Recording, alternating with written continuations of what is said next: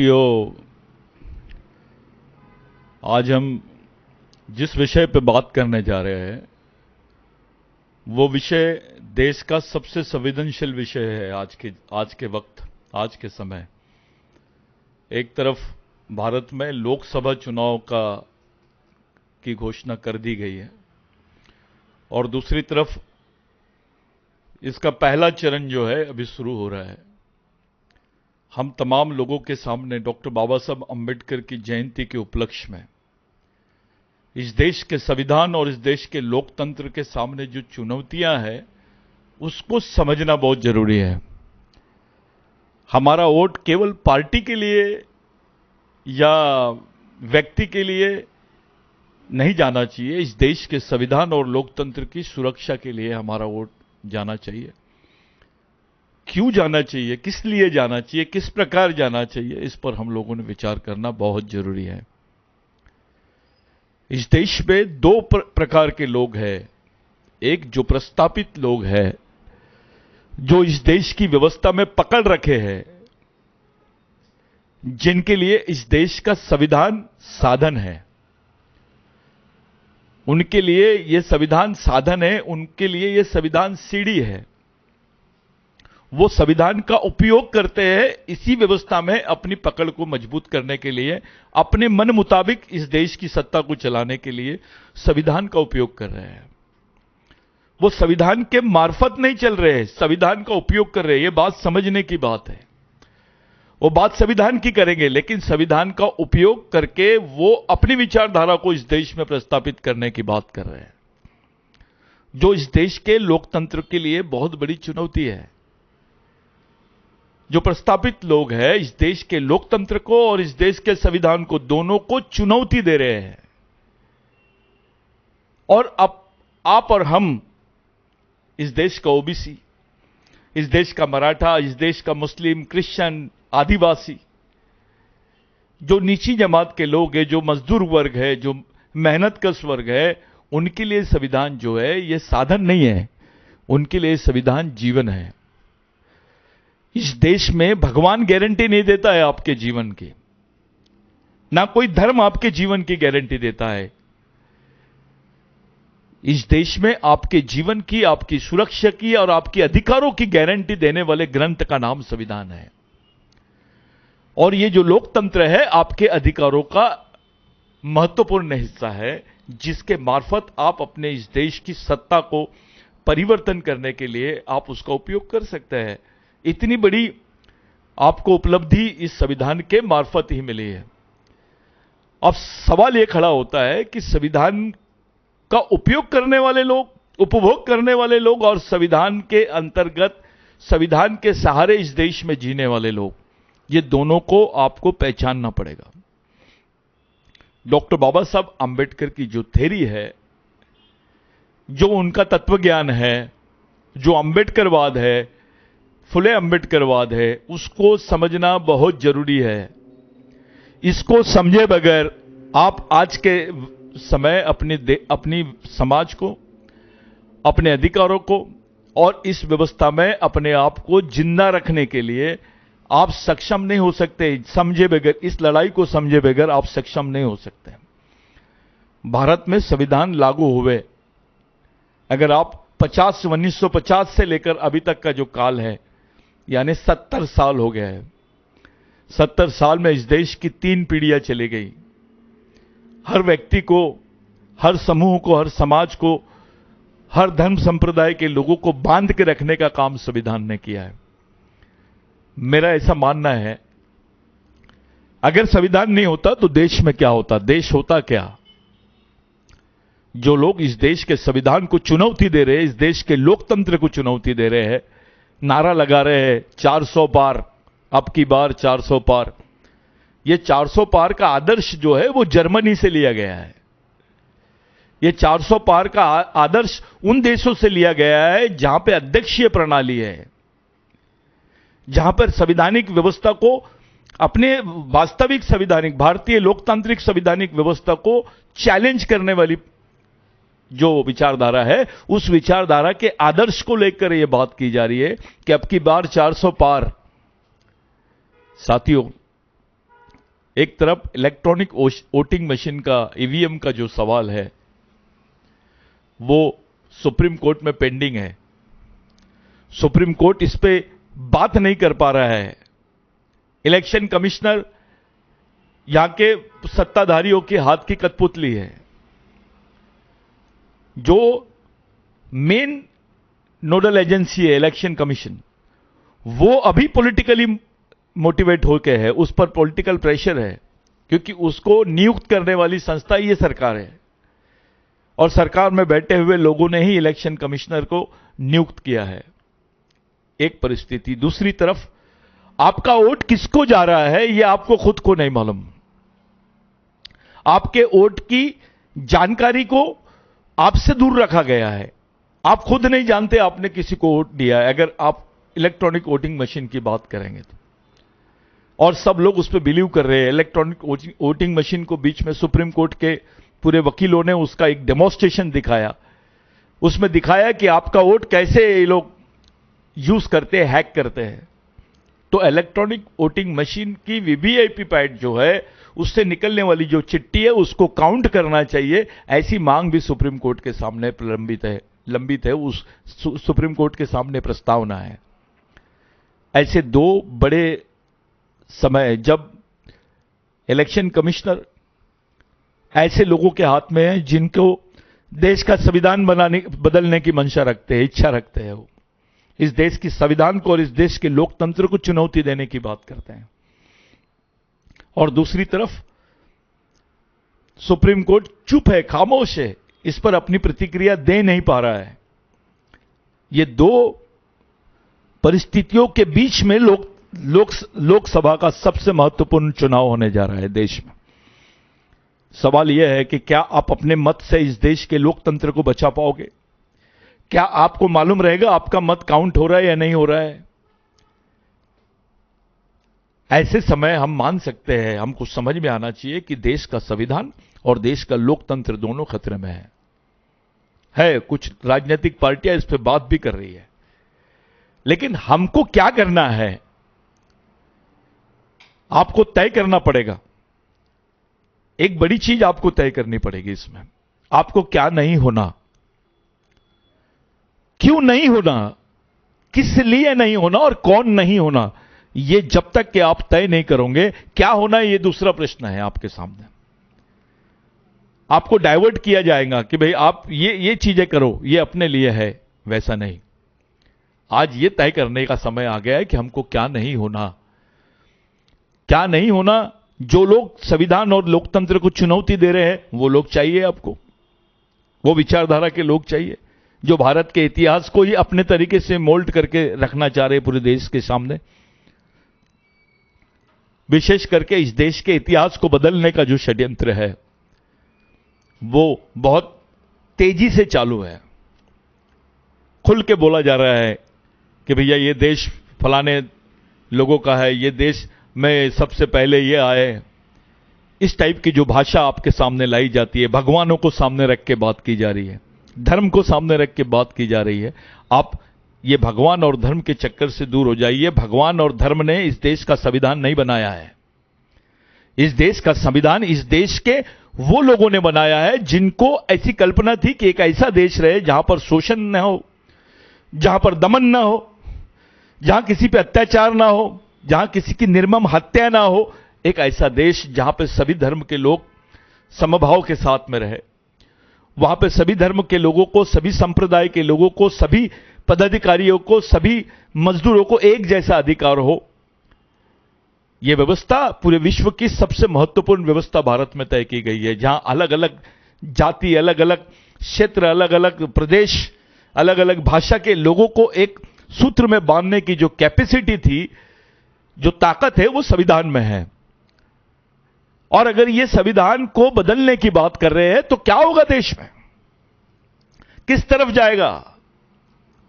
क्या कभी डॉक्टर बाबा साहब अंबेडकर ने यह सोचा होगा कि इस देश में अगर संविधान नहीं रहेगा तो क्या व्यवस्था की जाएगी, उसकी अल्टरनेट व्यवस्था की जाएगी? जो संविधान बदलने की बात कर रहे हैं उनसे पूछिए कि आप कौन सी व्यवस्था को लागू करना चाहते हैं इस देश में। यह संविधान तब बनाया है जब हजारों लाखों लोग कुर्बान हुए हैं देश के लिए। हर जाति का, हर धर्म का आदमी इस देश के लिए कुर्बान हुआ है। और जो चुनौतियां अपने सामने आ रही है, यह बहुत महत्वपूर्ण चुनौती है। इसको इलेक्शन मत समझो, इसको सिलेक्शन समझो। यह चुनाव नहीं है, आपको आपकी इच्छा जाहिर करने का समय है अभी। इसके बाद कोई चुनाव होने वाला नहीं है। यह देश का चुनाव है। यह तय करता है कि संविधान में कौन सी चीज होनी चाहिए, नहीं होनी चाहिए। देश में किसकी सत्ता होनी चाहिए, नहीं होनी चाहिए। देश में कौन सी रणनीति रहनी चाहिए, कौन सी किस प्रकार की राजनीति होनी चाहिए, यह तय करने के पावर्स होते हैं लोकसभा को। यह उच्च सदन का चुनाव है मेरे भाइयों। जिस तरीके से प्रचार किया गया कि हम 400 सीटें पार कर लेंगे, यह एक लोगों में मनोवैज्ञानिक तरीके से लोगों को डिप्रेशन में डालने का एक तरीका इन्होंने ढूंढ के निकाला है कि भाई सबको बता दिया जाए कि बीजेपी 400 पार कर लेगी, यानी इस देश में दूसरा अपोजिशन नहीं रहेगा। हम बाबा साहब की जयंती पर बात कर रहे हैं, यह भूलना नहीं चाहिए आपने। अगर बाबा साहब नहीं होता, हमारे जीवन में क्या परिवर्तन होता है, इस पर सोचना चाहिए। यहां के ओबीसी ने सोचना चाहिए, यहां के दलितों ने सोचना चाहिए, आदिवासियों ने सोचना चाहिए, मुस्लिमों ने सोचना चाहिए, क्रिश्चियनों ने सोचना चाहिए, बौद्धों ने सोचना चाहिए, जैनों ने सोचना चाहिए, सिखों ने सोचना चाहिए। हमारे लिए यह बहुत महत्वपूर्ण समय है मेरे भाई। मैं बिरसा ब्रिगेड की तरफ से एक बात रखना चाहता हूं आपको, क्योंकि हमारी यह थ्योरी है, हमारा ऐसा मानना है कि आदिवासी देश के मूल मालिक है और इस देश के ओबीसी, इस देश के दलित, इस देश के अल्पसंख्यक लोग, सभी धर्मों के अल्पसंख्यक लोग जो है, ये उसके वंशज है। मराठा उसके वंशज है। जो लोग इस देश में, जिन्होंने कभी कोई कुर्बानी ही नहीं दी इस देश की स्वतंत्रता के लिए, जब स्वतंत्रता की लड़ाई चल रही थी तब भी ये लोग इसके खिलाफ में थे। संविधान विरोधी लोगों ने ही संविधान पे अब कब्जा कर लिया है और उस संविधान को बदलने की बात कर रहे हैं। आपको पहचानना पड़ेगा कि संविधान विरोधी कौन है, कौन परिवर्तन की बात कर रहा है, कोई संविधान को बदलने की बात कर रहा है, इस देश के लोकतंत्र को बदलने की बात कर रहा है। इतनी बड़ी चुनौती, यह तो देश के खिलाफ की चुनौती है। यह बोल देना कि हम संविधान बदलना चाह रहे हैं, उसके लिए 400 सीटों की जरूरत है। क्या भारत का जनमानस पूरे संविधान को बदलने के पक्ष में है, या ये लोग तय कर रहे हैं कि भारत का संविधान बदलना चाहिए? एक मशीन के मार्फत, एक इलेक्ट्रॉनिक मशीन के मार्फत इस देश के संविधान को और लोकतंत्र को चुनौती देने की तैयारी है। अपने सत्ता में अपनी पकड़ के मार्फत उसको अपने हाथ में रखकर ये लोग इस देश की संविधान और देश के लोकतंत्र और देश की धर्मनिरपेक्ष जनता को चुनौती दे रहे हैं।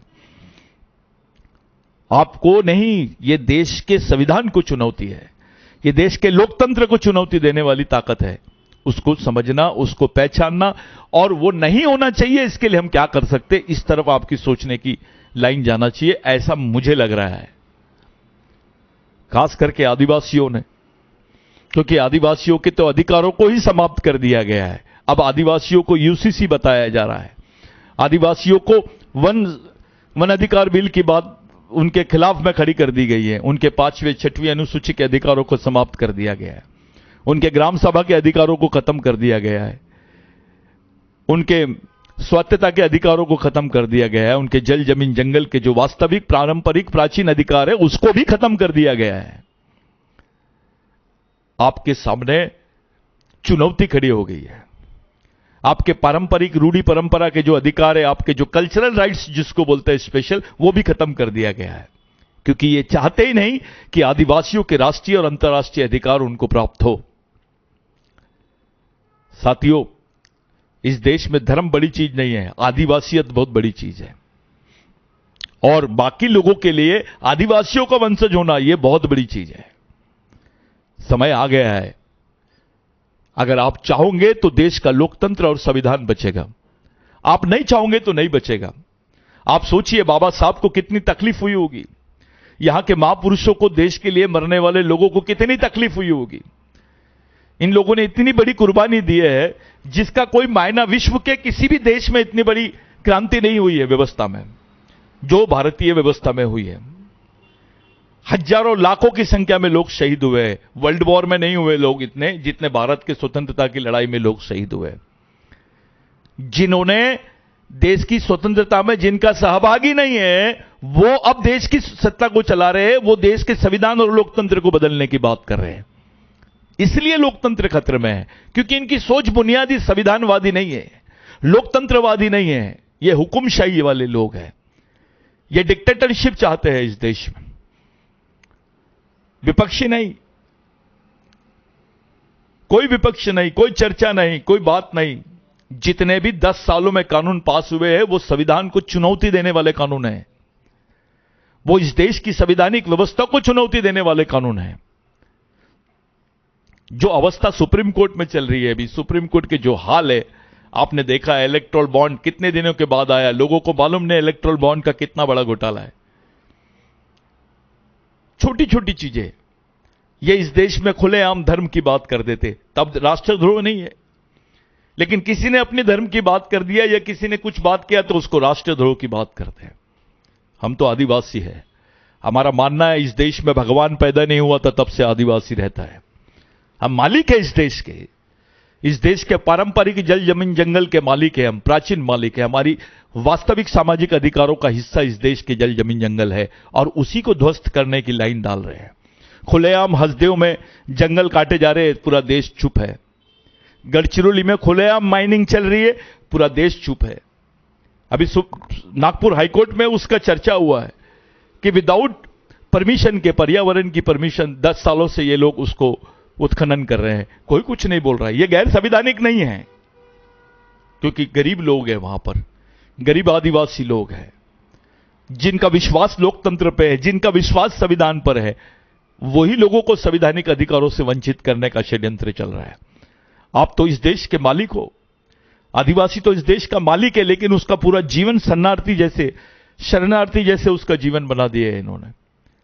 ये 10 सालों में जो चेंज आया है पूरे आदिवासी क्षेत्रों में, पुलिस और लाइब्रेरी वाचनालय के बजाय इन्होंने सीआरपीएफ के कैंप लगा दिए, मिलिट्री कैंप लगाने की बात चल रही है।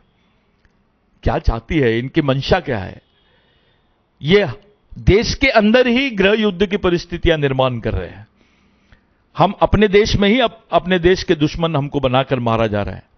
इस बात को थोड़ा समझा जाए। अभी तक के इतना बड़ा चुनाव हो रहा है, लोकतंत्र में ना राष्ट्रपति ने मणिपुर के बारे में कुछ बोली, वो आदिवासी है। प्रधानमंत्री ने लोकसभा में मणिपुर के बारे में कुछ नहीं बोला, आदिवासियों के बारे में कुछ नहीं बोला। खुलेआम नंगा घुमाया आदिवासियों को और उनको गोलियों से मारा गया। ये कोई मामूली घटना नहीं है, इसकी चर्चा पूरे विश्व में चल रही है।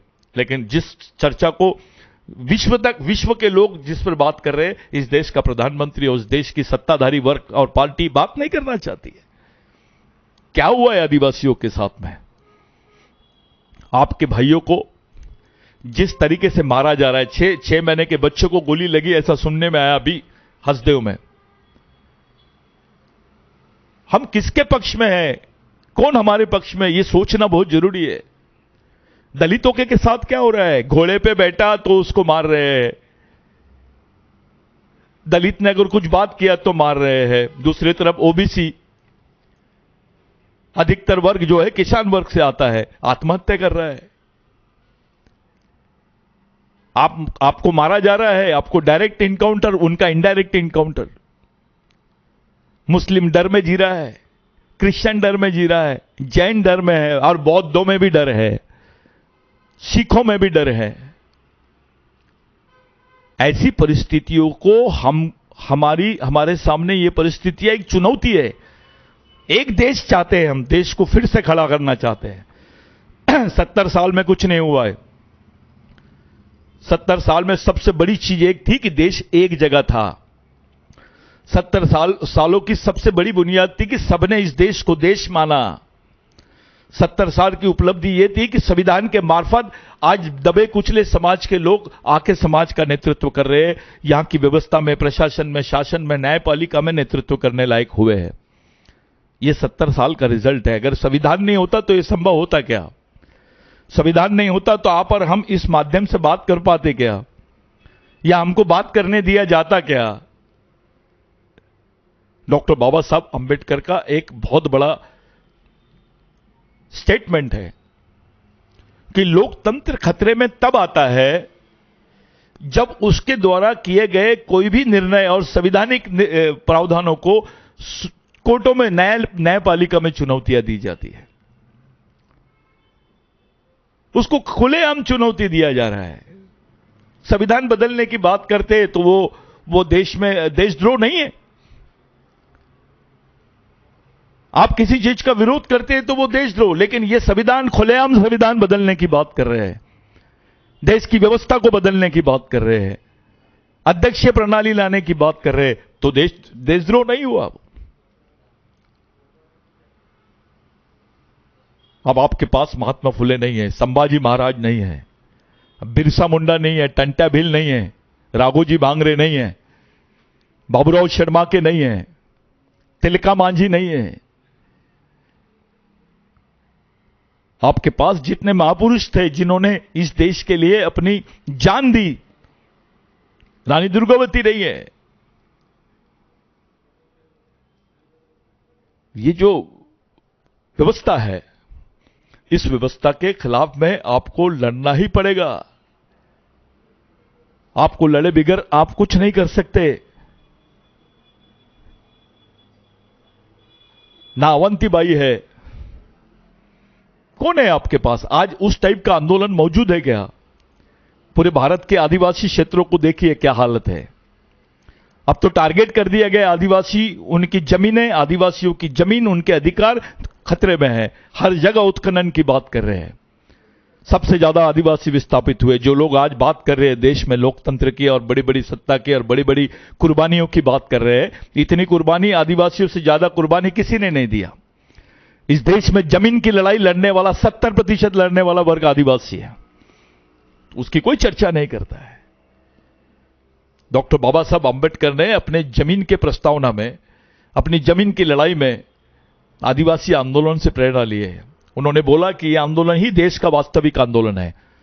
बिगर जमीन के देश हो सकता था क्या? तो जमीन किसकी है? जंगल किसके है? किसकी वजह से पर्यावरण बना हुआ इस देश का? कोई आबा बाबा ने लाके बनाया है क्या? कौन से धर्म के लोगों ने इस देश के पर्यावरण को बचाया है, जंगल को बचाया है, जिसके भरोसे लोग जिंदा है? ये गरीब लोगों को, जो कम पढ़े लिखे लोग हैं, उनको समझ में नहीं आ रहा है कि देश किस तरफ जा रहा है, हम कैसे खतरे में हैं। आप ये पार्टीबाजी के चक्कर में छोड़िए, पहले ये तय कीजिए कि किसकी विचारधारा संविधान के पक्ष में है, किसकी विचारधारा लोकतंत्र के पक्ष में है। ये दो चीजें जिंदा रहेंगी तो हम जिंदा रहेंगे। जिस दिन इस देश से दो चीजें खत्म हो जाएगी, ओबीसी का नामो निशान खत्म हो जाएगा, यहां के धार्मिक अल्पसंख्यकों का नामो निशान खत्म हो जाएगा, आदिवासी तो पूरी तरह खत्म हो जाएगा। क्योंकि ये चाहते हैं आदिवासियों को उनके अधिकार और इतिहास के साथ ही इस देश से खत्म कर दिया जाए।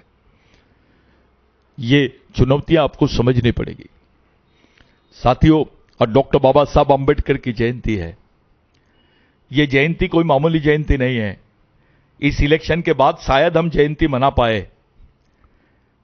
इस इलेक्शन के बाद में हम बाबा साहब के द्वारा बनाए गए संविधान को देख पाएंगे या नहीं देख पाएंगे, यह तय करना है। बड़ा अलग विषय है अपने सामने। 14 तारीख को डॉक्टर बाबा साहब अंबेडकर की जयंती है, 17 को रामनवमी है। इन दोनों पर्वों को किस तरीके से इस देश में देखा जा रहा है उसको समझने की दूर है। रामनवमी का उपयोग धर्म के नाम पे किया जाएगा, बाबा साहब का उपयोग कुछ और चीजों के लिए किया जाएगा। लेकिन सच्चाई यह है मेरे भाइयों, इस देश में राम का मंदिर भी बना तो संविधान की वजह से बना है, क्योंकि व्यवस्था सुप्रीम कोर्ट ने दी है, उच्च न्यायालय ने दिया है, वो संविधान की वजह से दी गई है। संविधान नहीं होता तो भगवान राम का भी मंदिर नहीं बनता। संविधान नहीं होता तो आपको वोटों के अधिकार भी नहीं मिलते। संविधान नहीं होता तो आप नागरिकता नहीं मिलती आपको। संविधान नहीं होते तो आपके खुद के घर पर आपका अधिकार नहीं होता। संविधान नहीं होता तो आपका बच्चा पढ़ नहीं सकता था।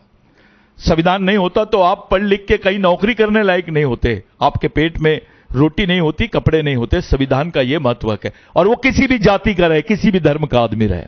संविधान सबसे महत्वपूर्ण हिस्सा है उसके जीवन का। इस देश में भगवान बड़ी चीज नहीं है हमारे लिए, संविधान बड़ी चीज है। उस संविधान को चुनौती दी जा रही है और वो खतरे में है। ये सच्चाई है, ये कोई जुमला नहीं है, ये सच्चाई है कि वो संविधान खतरे में है, वो लोकतंत्र खतरे में है, इस देश के दबे कुचले लोग खतरे में हैं, उनका जीवन खतरे में है। उनके लिए संविधान साधन है, हमारे लिए संविधान जीवन है। संविधान खत्म यानी हमारा जीवन खत्म। इस बात को समझना ही पड़ेगा, इसके बगैर आपके पास कोई पर्याय नहीं है। मैं आप लोगों से अपील करता हूं कि इस चुनाव को देखने का जो नजरिया है, ये लोकतंत्र का चुनाव नहीं है। इस देश में संविधान रहेगा या नहीं रहेगा, ये चुनाव है बस। कोई धर्म का, कोई जाति का चुनाव नहीं है। इस देश में लोकतंत्र रहेगा या नहीं रहेगा, इस देश में संविधान रहेगा या नहीं रहेगा, बस यही तय होना है। ये वो जाति का है, वो जाति का है, ये चिल्लर चीजें हैं। आपकी जाति ने नहीं बनाया है संविधान को। उसके पीछे की जो कुर्बानियां हैं, लोगों को जो तकलीफें झेलने पड़ी है, इतनी मेहनत के बाद में यह संविधान इस देश में आया है। हमको तो पानी पीने के राइट्स नहीं थे, पढ़ने के राइट्स नहीं थे, खुले तौर पे जीने के राइट्स नहीं थे। दलितों को इस तरीके की ट्रीटमेंट थी कि वो जानवरों से भी बदतर थे। आदिवासियों को क्रिमिनल ट्राइब बोलते थे, गुनहगार जमात। उनको मारने के बाद किसी पे केस नहीं लगती थी। ओबीसी को वही जो पहले से मनुस्मृति में दी गई व्यवस्था थी, उसी नजर से ओबीसी को देखा जाता है। ओबीसी तो अभी अभी संवैधानिक व्यवस्था में आया है, खुल के आया है। वो तो कृषि करने वाला था, वो खुल के आया, अब संवैधानिक व्यवस्था की बात कर रहा है, अपनी अलग जनगणना की बात कर रहा है। उसके सामने धर्म और जाति नहीं है, आज उसके भी सामने संवैधानिक अधिकार सबसे महत्वपूर्ण चीज है। यह संविधान है तो मुसलमान सुरक्षित है, यह संविधान है तो क्रिश्चियन, बौद्ध, जैन, सिख सब सुरक्षित है। यह संविधान नहीं रहेगा तो इस देश के बाकी हिस्से, साउथ के हिस्से कहां जाएंगे, नॉर्थ के हिस्से कहां जाएंगे, नॉर्थ ईस्ट के हिस्से कहां जाएंगे, देश टूट जाएगा।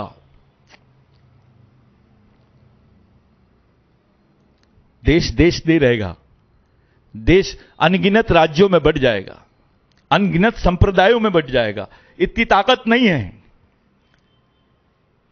हमारे नागपुर के लोग इतनी बड़ी बात कर रहे हैं, आरएसएस के कैडर्स इतनी बड़ी बात कर रहे हैं कि देश में अब की बार 400 पार और संविधान बदलने की चर्चा कर रहे हैं। भैया, आरएसएस के हेडक्वार्टर के पास से मेयो हॉस्पिटल और मेडिकल हॉस्पिटल बहुत दूर नहीं है। आप वो व्यवस्था नहीं बदल सके, वहां के लोगों को सही नहीं करे, इतने बड़ी व्यवस्था को कैसे चला पाओगे आप? पूरा प्राइवेटाइजेशन कर दिए, पूरी मुट्ठी भर लोगों के हाथ में देश की पूरी व्यवस्था जारी है। आप लोग ऐसे समय जब आपके बच्चे का भविष्य खतरे में है, आपका अपना भविष्य खतरे में है, आने वाली पीढ़ी का भविष्य खतरे में है, आप वोट करने जा रहे हो। बहुत महत्वपूर्ण समय पे आप वोट करने जा रहे हो। आपको बाबा साहब को याद करना पड़ेगा, गांधी को, जो जो लोगों ने शहीद हुए उन सबको याद करना पड़ेगा। आपको फुले को याद करना पड़ेगा, संभाजी महाराज को याद करना पड़ेगा, बिरसा मुंडा को याद करना पड़ेगा, टंट्या भील को याद करना पड़ेगा, राघोजी भांगरे को याद करना पड़ेगा, बाबूराव शर्माके को याद करना पड़ेगा, अवंतीबाई को याद करना पड़ेगा। जितने महापुरुष हुए हैं, भगत सिंह को याद करना पड़ेगा। ये तमाम लोगों को याद करने के बाद आप वोट देने जाइए। उनकी कुर्बानियां किसके लिए थी, कौन सी व्यवस्था के लिए थी, और जो तुमको मांग रहे हैं, जो बात कर रहे हैं इस देश को बदलने की, उन्होंने कौन सी कुर्बानी दी? हम फंस गए हैं। आप किसी भी पार्टी में रहो, लेकिन आपने संविधान के पक्ष में सोचना चाहिए, आपने लोकतंत्र के पक्ष में सोचना चाहिए, आपने समाज के पक्ष में सोचना चाहिए, आपने अपने आने वाली पीढ़ी के पक्ष में सोचना चाहिए। एक सामाजिक, सही, समता पर आधारित सामाजिक व्यवस्था के बारे में आपने सोचना चाहिए। डॉक्टर बाबा साहब अंबेडकर की यह जयंती आखिरी जयंती नहीं होनी चाहिए। हम बाबा साहब को याद इसलिए करते हैं क्योंकि इस देश में संविधान है। संविधान खत्म होने की कगार पे चले जाएगा तो अंबेडकरवाद खतरे में आ जाएगा। ये दोनों विचारधारा, फुले अंबेडकरवाद और ये विचारधारा को मानने वाले लोगों के सामने चुनौती है। इस चुनौती को स्वीकार करते हुए हमको यह तय करना है कि हमको कौन सी चीज को बचाना है और उसको बचाने के लिए कौन सी चीज को सत्ता से दूर करना है, किनको सत्ता से दूर रखना है। यह महत्वपूर्ण हिस्सा है आज के दिन जब डॉक्टर बाबा साहब आंबेडकर की जयंती हम लोग मना रहे हैं। साथियों, बाबा साहब का जीवन हम सब लोगों के लिए आदर्श। जिस व्यक्ति के बच्चे मरने के बाद उसको 2 महीने बाद खबर मिलती थी, जिस व्यक्ति के परिवार ने और उन्होंने खुद ने इतना बड़ी कुर्बानी इस देश की व्यवस्था को निर्माण करने के लिए दिया, जो भी लोगों ने देश के लिए आंदोलन चलाए, उनके आंदोलन और इनका जो त्याग है, ये लोगों ने मिलकर इस संविधान को देश बनाया। संविधान के मार्फत संविधान ही देश को बनाया है, देश ने संविधान को नहीं बनाया है। याद रखो, संविधान ने ही वास्तविक देश बनाया। भारत को भारत बनाने का जो पूरा श्रेय है वो भारतीय संविधान को जाता है। विश्व में सबसे बड़ा संविधान है। सबसे ज्यादा धर्म के लोग हैं भारत में, सबसे ज्यादा अलग अलग संप्रदाय के लोग भारत में हैं, सबसे ज्यादा अलग अलग भाषाएं बोलने वाले लोग भारत में हैं। उनको एक सूत्र में बांधने की ताकत भगवान में भी नहीं है, किसी धर्म में भी नहीं है, वो केवल और केवल संविधान में है। इसलिए संविधान बहुत महत्वपूर्ण चीज है हमारे लिए। यूसीसी, यूनिफॉर्म सिविल कोड, ये जो है ये पैरेलल कॉन्स्टिट्यूशन खड़ा करना चाहते हैं इसके आड़ में, इस देश में। उसको बोलते हैं सोशल ऑर्डर, मनुस्मृति का सोशल ऑर्डर खड़ा करना चाहते हैं इस देश में। यानी संविधान के समांतर एक वैसी व्यवस्था जिसमें फिर से आपके पुराने दिन आ जाएंगे। उसी को अच्छे दिन बोल रहे हैं। इनको संवैधानिक दिवस को या संवैधानिक जीवन को अच्छे दिन नहीं मान रहे हैं, गैर संवैधानिक जीवन को अच्छे दिन के तौर पर देखने की कोशिश की जा रही है। महंगाई देखो, बेरोजगारी देखो, इस देश का जो ताना बाना है, आपस में मिलना, जो भाईचारा है, उसकी हालात देखो क्या है। साथियों, ये धर्म बना सकते हैं, देश नहीं बना सकते। राष्ट्रीयता का पाठ इनकी विचारधारा से नहीं पढ़ाया जा सकता। जहां पहले धर्म है बाद में राष्ट्र है, यहां बाबा साहब ने पहले राष्ट्र को माना, बाद में धर्म को माना। प्राथमिकता राष्ट्र को दी बाबा साहब ने। राष्ट्र बहुत बड़ी चीज है, देश बहुत बड़ी चीज है, इसलिए संविधान बड़ी चीज है, इसलिए लोकतंत्र बड़ी चीज है। इसको प्रायोरिटी दी गई है, इसको प्राथमिकता दी गई है। यहां धर्म प्राथमिकता है, भगवान प्राथमिकता है, संविधान प्राथमिकता नहीं है। हमारे लिए संविधान प्राथमिकता है। संविधान हमको अधिकार देता है चलने के, बैठने के, उठने के, पढ़ने के, बढ़ने के, लड़ने के भी। संविधान नहीं रहेगा, ये अधिकार आपके पास रहेंगे क्या? ये सोचिए। आप किसी भी वर्ग के हो, आप ब्राह्मण क्यों नहीं होते, आप सोचिए। एक ऐसी व्यवस्था जो इस देश के भाईचारे को बचा के रख सकती है, एक ऐसी व्यवस्था जो इस देश में समानता और मानवता को खड़े कर सकती है, एक ऐसी व्यवस्था जो सबको समान अधिकार दे सकती है, वो संविधान ही है। उसके अलावा कोई दूसरी चीज नहीं है।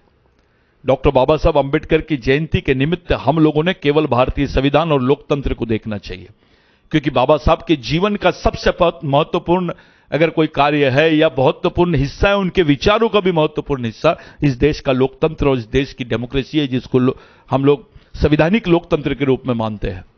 इस देश में लोकतंत्र है लेकिन संवैधानिक है। It is important. It is not only a democracy, it's a constitutional democracy. You can called it as constitutional democracy. It is not a single, you can not call it democracy. ये democracy को और constitution को दोनों को अलग करना चाहते पहले। ये चाल है, इस देश के संविधान को और लोकतंत्र को दोनों को अलग करने की कोशिश की जा रही है। ये भूल जाए, हम लोगों को यह याद रखना चाहिए कि इस देश में केवल लोकतंत्र और संविधान नहीं, संवैधानिक लोकतंत्र है। हमारे लिए लोकतंत्र का महत्व संविधान की वजह से है, लोकतंत्र की वजह से संविधान का महत्व नहीं है। संविधान की वजह से लोकतंत्र का महत्व है, क्योंकि संविधान आपको एक वोट देने के अधिकार देता है, संविधान आपको बोलने के अधिकार देता है, आपके मूलभूत अधिकार, आपके फंडामेंटल राइट्स, आपके आदिवासियों के विशेष अधिकार जो अनअमेंडेड है, उसको अमेंड भी नहीं कर सकते, अब इन्होंने टारगेट किया 370 के बाद 371, 372 को टारगेट कर रहे हैं, यानी आपके 5वीं और 6वीं अनुसूची को भी खत्म। ओबीसी आरक्षण को टारगेट कर दिया गया है। ओबीसी की स्वतंत्र जनगणना नहीं करने दी जा रही है। दलितों में भी फ्रैक्शन डाल दिया, ये हिंदू दलित है, ये बौद्ध दलित है, ये फलाना दलित है, वो दलित है। ये नहीं है, आप दलित हो, ये सबसे बड़ी चीज है। यूनिफिकेशन ऑफ सोसाइटी, समाज का एकीकरण, वही राष्ट्रीयकरण है। और ये लोग यूनिफॉर्म सिविल कोड या अलग अलग टाइप के सीए कानून लाकर या ऐसे छोटे मोटे कानून लाके संविधान को चुनौती दे रहे हैं। इस देश की संवैधानिक व्यवस्था को चुनौती खड़ी कर रहे हैं। इनके हाथ में सत्ता आई तो ये संविधान और लोकतंत्र को चुनौती देने की बात कर रहे हैं। और अभी तो उन्होंने डिक्लेयर कर दिया आपकी बार 400 पार। सही में 400 पार हो जाए, उसके बाद की क्या व्यवस्था होगी है मैं भी नहीं जानता, आप भी नहीं जानते, पूरे देश के लोग नहीं बता पा रहे, अच्छे से अच्छा बुद्धिजीवी नहीं बता पा रहा है। लोग कंफ्यूज है। अब लोगों को लग रहा है सुप्रीम कोर्ट से कुछ उम्मीद है कि इस व्यवस्था के बारे में कुछ बोले। लोगों को फील हो रहा है कि जनता कुछ तय कर लेगी। क्या हम बाबा साहब के द्वारा, हमारे महापुरुषों द्वारा जो शहीद हुए, उनकी कुर्बानी के बाद में इस देश की जो व्यवस्था है, स्वतंत्र व्यवस्था जिसको संवैधानिक लोकतंत्र बोलते हैं, वो व्यवस्था को कायम रख पाएंगे क्या? उनकी कुर्बानियों को हम सही दिशा में खड़ा कर पाएंगे क्या? उसको जिंदा रख पाएंगे क्या? संविधान खत्म हो जाएगा, लोकतंत्र खत्म हो जाएगा तो जितनी कुर्बानी गई है, जिन्होंने कुर्बानी दी गई है, उनके इतिहास को खत्म कर देंगे। यानी भारत को भारत के इतिहास के साथ खत्म करने का षड्यंत्र है ये। आपको समझना ही पड़ेगा। और खास करके आदिवासियों की जवाबदारी है, दलितों की जवाबदारी है, ओबीसी के लोगों की जवाबदारी है कि इस देश के संविधान को बचाए। क्योंकि जिनके पास पैसा है, जिनके पास पूंजी है, उनके लिए संविधान साधन है। हमारे तुम्हारे लोगों के लिए, एक कॉमन आदमी के लिए संविधान जीवन है भाई। आज के दिन हम लोग बैठे हैं इस बात को लेकर। मैं बिरसा ब्रिगेड की तरफ से तमाम लोगों को, तमाम जनता को, देश के तमाम भाइयों को, सभी धर्म संप्रदाय के भाइयों से विनती करता हूं कि आप संविधान और लोकतंत्र के पक्ष में सोचें, महत्वपूर्ण भूमिका में निभाएं अपनी। ये पार्टीगिरी, चाटुगिरी से आप लोग बाहर आओ, समाज और देश को बचाने की कोशिश करो। और उस तरफ आप लोग देखो कि किन से खतरा है संविधान को, लोकतंत्र को किन से खतरा है, उस बारे में हम लोग सोचेंगे, ऐसी आशा करता हूं मैं। और तमाम लोगों को, देशवासियों को, डॉक्टर बाबा साहब अंबेडकर की जो जयंती है, हम उसको जयंती नहीं मानते हैं। बिरसा ब्रिगेड डॉक्टर बाबा साहब अंबेडकर की जयंती को जयंती नहीं मानता है। डॉक्टर बाबा साहब अंबेडकर के विचारों को उसकी स्थापना दिवस के रूप में हम लोगों ने देखना चाहिए। उनके विचारों की स्थापना दिवस के रूप में हम लोगों ने देखना चाहिए। पूरे देश डॉक्टर बाबा साहब अंबेडकर, महात्मा फुले, संभाजी महाराज, साहू महाराज, बिरसा मुंडा, इनकी सोच को मानने वाले लोगों की तरफ उम्मीद से देख रहा है। आपको ये सब चीजों से सबको समझाना पड़ेगा। तुकाराम महाराज का आंदोलन बताना पड़ेगा, संताजी महाराज का आंदोलन समझाना पड़ेगा। आपको बाकी सब महापुरुष और संतों का आंदोलन समझाने की जरूरत है। उनको याद करके इस देश को जिंदा रखने की बात करनी पड़ेगी। भाइयों, उस वक्त जब हमको स्वतंत्रता नहीं मिली थी, तब देश की राष्ट्रीयता, देश के अधिकार, देश का समाज और देश की जनता खतरे में थी, गुलाम थी। आज वैसी परिस्थितियां खड़ी है आपके सामने।